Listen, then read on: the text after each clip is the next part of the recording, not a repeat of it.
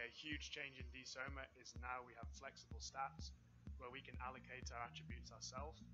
That means most people probably will put their stats in all the usual melee ones and the rest into wisdom, but as the levels go up you get more stat points, you can choose what to do with them. It allows early generation characters with poor stats to be standardized with everybody else, and allows us to have 10 more levels without making the gaps between Archer and Axer in terms of strength completely insane. The differences in strength and dex between classes has been squashed down, so now there's less difference, so you will never be an Axer who just cannot hit an Archer, and you will never be an Archer who just cannot hurt an Axer. Everything's a lot closer together now, which is probably better from a balance perspective. And every 10 charisma you get above 50 is another slot available to you for parties, so we can have parties up to 10 people now. So one of the first things you'll notice when you run around Panther Town is that there's a big arena right in the centre of town. Rather than just the training dummy and an arena that nobody uses, now it's really part of the centre of the town, which is going to be really great. So one of the best quality of life changes in the patch is the buyback system. So as you sell your stuff to the vendor as usual, now if you sell something valuable you don't mean to, like a devil friend here, that item is not lost as before, but you can actually buy it back again. So if you realise, oh, I've lost my accessory, you go back to the vendor, you scroll down to the bottom of inventory, and you'll find your items there and you can take them back again. So there's no reason to lose those valuable things just by one misclick, which is really, really annoying.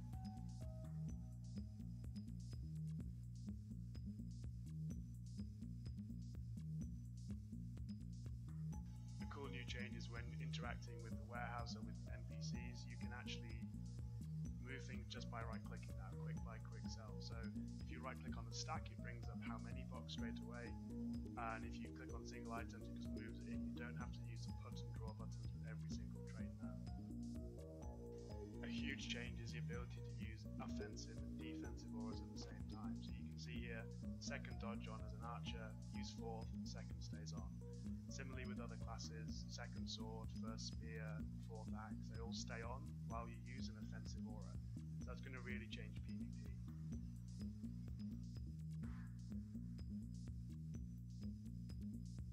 So for sword that means you can use fifth aura while still maintaining second or first. And for axes you can maintain fourth aura while using fifth on cooldown. Or if you're under pressure you can use second and still maintain fifth.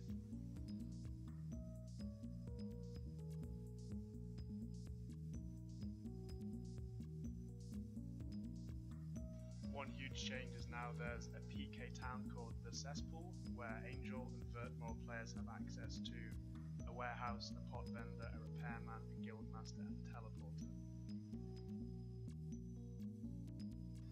This is a huge quality of life change because you no longer have to log a second account just to repair your gear if you want to play as Angel Moral. But like the Soma version, there are no guards here, so it's not too easy being Angel. The Pandy TP takes you to the old Angel PK's warehouse. There are new monsters, so melee get the Tarkili Knight. I found this spawn, I'm not sure if there's a Conti one or other spawns, but this is probably the mob we're going to use to go from 100 to 110. I'm not sure what's in the drop file yet. And mages get their own mob, which is hard hitting, which will be above Psycho Trolls and probably be their one for these new 10 levels, called the Feral Walker, and they're really dexy so only mages can fight them. Hopefully they'll have a good drop file as well. There are new quests which promote race versus race PvP, so the Other Realm series of quests, you have to go through the Time 6 portal to the Valley of Death and kill human mobs. These are quite difficult, good reward, so we should get some humans versus devil fights going on around Time 6. With flexible stats, it allows you to put all your points into int and dex and wear flame and infernal proc gear, and maybe that's a new emerging playstyle which allows people to do magic damage rather than just usual melee damage. Playing like this, you're really gambling on a lot lot of quick procs as opposed to steady, consistent damage, so it has risks, but that's exciting. Armors have had their requirements change from strength to con, so spike to 60, dread is 91, supreme is 107, and invulnerability is 139 now. So that's changed from strength, which will affect how people level. The requirements on weapons have also been changed in terms of skill and stats, so here are most of them: Sword of Darkness, Sword of Madness, Axe of Oblivion, Grim Crossbow, Spear and Knuckle. So these will be the new requirements for those. And the location of the Pandita Icy Portal has been changed as well to make it hopefully actually usable.